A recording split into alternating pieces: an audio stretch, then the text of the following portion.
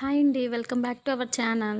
ఈ గులాబ్ జామ్ ప్యాకెట్ తెచ్చి అయితే 3 మంత్స్ అయిపోతుందండి. రోజు మా వారు తిట్టడమే, ఎప్పుడు చేస్తావు, ఎప్పుడు చేస్తావని.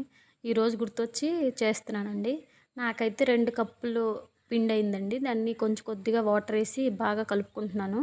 అందులో కొంచెం మైదా పిండి కూడా వేసుకున్నాను.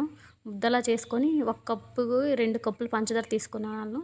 అలాగే కప్పున్నర వాటర్ తీసుకొని బాగా తీగ పాకం వచ్చే వరకు మరగబెట్టుకున్నానండి.